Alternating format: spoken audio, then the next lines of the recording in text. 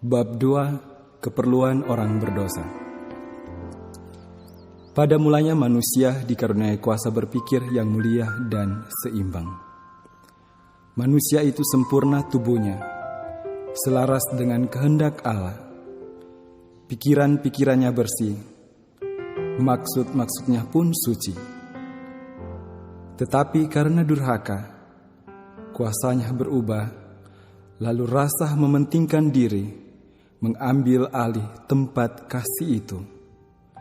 Keadaannya menjadi amat lemah karena pelanggaran, sehingga membuat dia tidak mungkin dengan kekuatannya sendiri melawan kuasa kejahatan itu. Dia telah ditawan setan dan akan tetap dikuasainya kalau Tuhan Allah tidak ikut campur tangan secara khusus.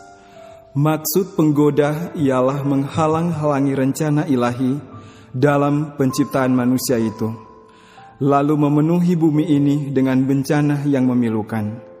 Dan dia akan menunjukkan bahwa semuanya ini terjadi sebagai akibat dari pekerjaan Allah dalam menciptakan manusia. Dalam keadaan manusia tanpa dosa, dia dapat mengadakan hubungan yang menyenangkan dengan Allah, yang di dalam dialah tersembunyi segala harta, hikmat, dan pengetahuan. Kolose 2 ayat 3. Tetapi sejak jatuh ke dalam dosa, manusia tidak lagi menikmati kesenangan hubungan yang kudus itu.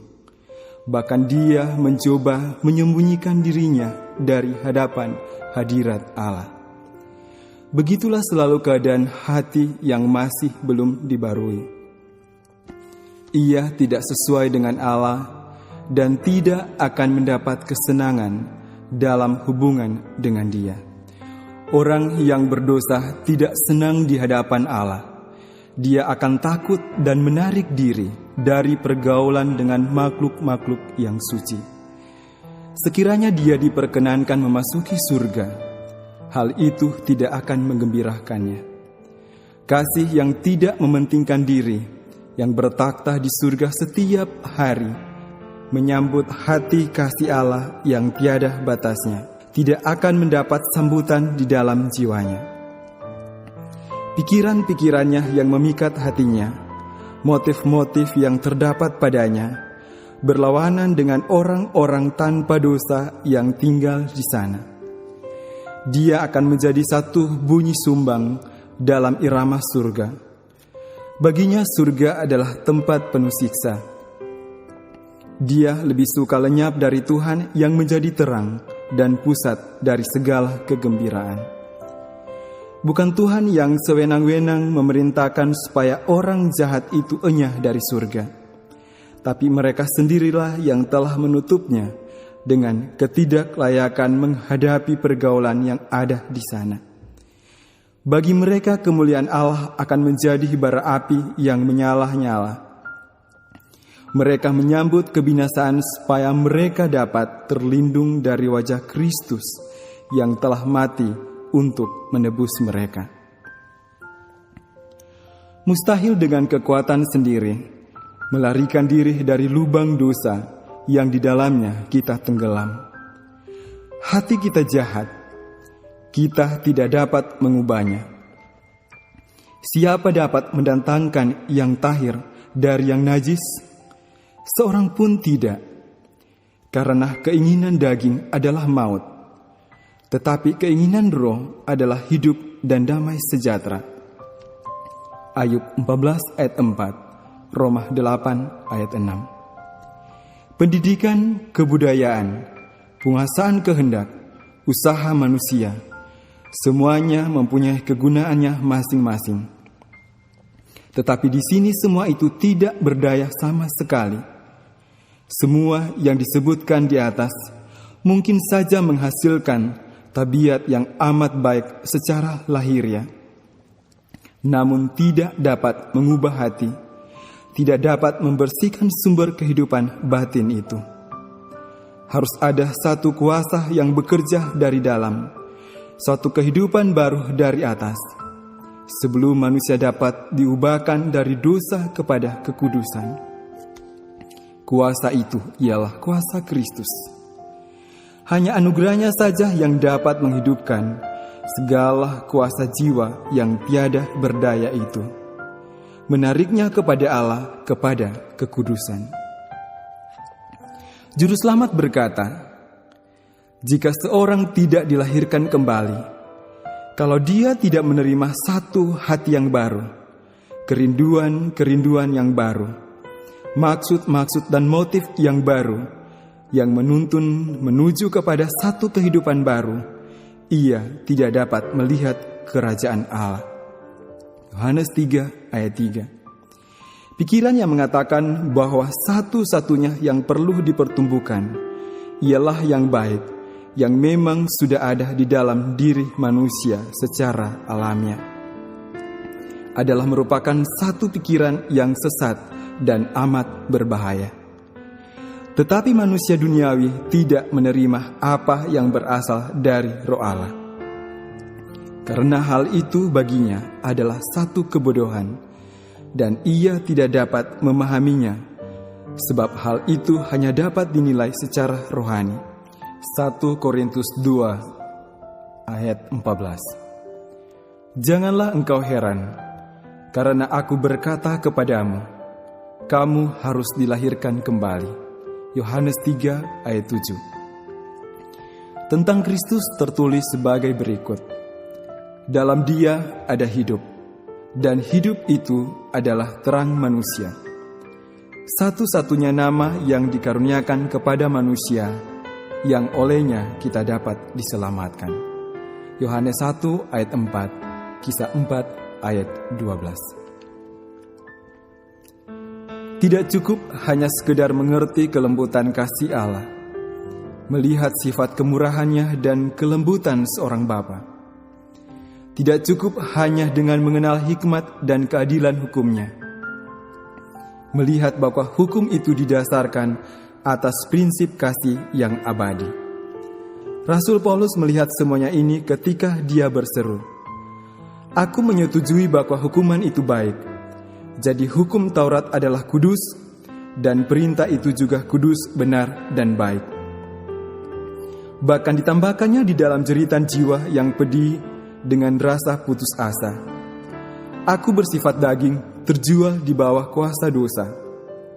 Roma 7 ayat 16, 12, dan 14. Dia merindukan kesucian dan kebenaran, hal mana dia sendiri tak berdaya memperolehnya. Lalu berseru, "Aku manusia celaka. Siapakah yang akan melepaskan aku dari tubuh maut ini?" Roma 7 ayat 24. Jeritan demikianlah yang keluar dari bibir orang-orang yang dibebani dosa di segenap penjuru dunia. Pada sepanjang zaman, untuk semua ini hanya ada satu jawaban, yakni, lihatlah anak domba Allah yang menghapus dosa dunia. Yohanes 1 ayat 29. Dengan banyak perumpamaan Roh Allah telah berusaha menggambarkan kebenaran ini dan membuatnya demikian jelas kepada jiwa-jiwa yang sudah lama merindukan kebebasan dari himpitan beban dosa. Setelah menipu Esau, Yakub melarikan diri dari rumah ayahnya, dan dia dibebani satu perasaan bersalah.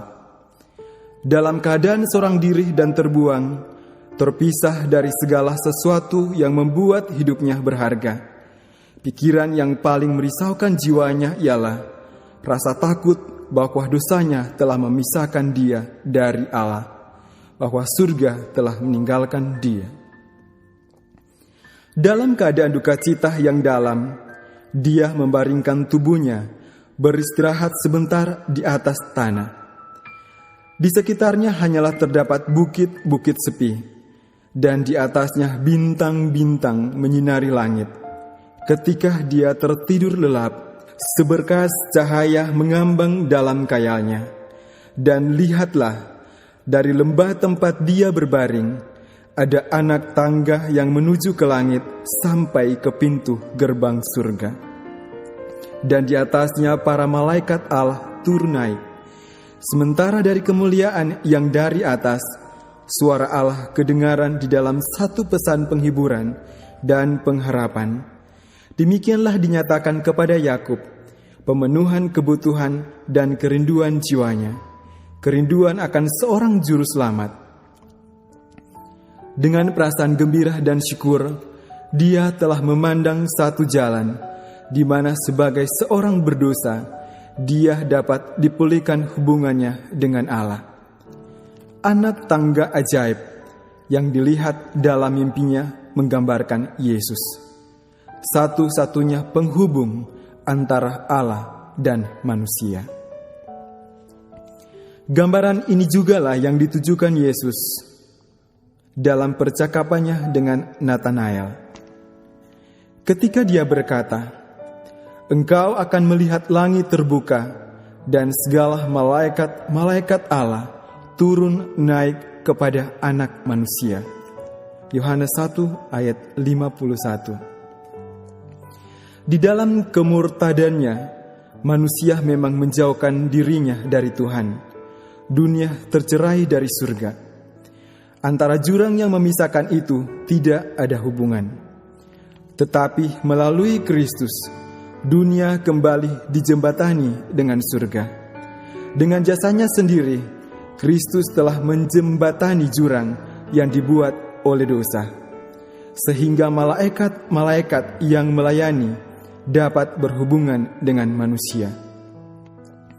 Kristus menghubungkan manusia yang sudah jatuh ke dalam dosa dan dalam kelemahan serta keadaan tanpa daya itu dengan sumber kuasa yang tiada batasnya. Tetapi sia-sialah impian-impian manusia akan kemajuan, segala usaha meninggikan manusia, jika mereka melupakan satu-satunya sumber pengharapan dan pertolongan bagi umat manusia yang telah jatuh ke dalam dosa. Setiap pemberian yang baik dan setiap anugerah yang sempurna datangnya dari atas, diturunkan dari Bapa. Yakobus 1 ayat 17. Berasal dari Allah Bapa. Tiada kemuliaan tabiat yang sempurna kalau tidak dari Dia. Dan satu-satunya jalan kepada Allah ialah Kristus. Katanya, "Akulah jalan dan kebenaran dan hidup. Tidak ada seorang pun yang datang kepada Bapa kalau tidak melalui aku." Yohanes 14 ayat 6. Hati Allah rindu terhadap anak-anaknya di dunia dengan satu kasih yang lebih kuat daripada kematian. Di dalam memasrahkan anaknya itu, Dia telah memasrahkan kepada kita segenap surga di dalam satu pemberian, kehidupan juru selamat dan kematian, serta pengantaraannya, pelayanan malaikat-malaikat roh yang memohonkan Allah Bapa bekerja di atas dengan segala perkara, perhatian yang tiada putus-putusnya dari makhluk-makhluk surga, semuanya digerakkan demi penebusan umat manusia. Oh, marilah kita renungkan pengorbanan ajaib yang telah diadakan untuk kita. Marilah kita coba menghargai pekerjaan dan kuasa surga yang telah dikerahkan untuk merebut yang hilang, serta membawa mereka kembali ke rumah Bapa. Motif-motif yang lebih kuat dan alat-alat yang lebih tangguh tidak akan pernah bermanfaat. Upah yang besar untuk perbuatan yang baik, kenikmatan surga, pergaulan dengan para malaikat, hubungan dan kasih Allah dan anaknya, peningkatan dan perluasan segala kuasa kita sampai selama-lamanya.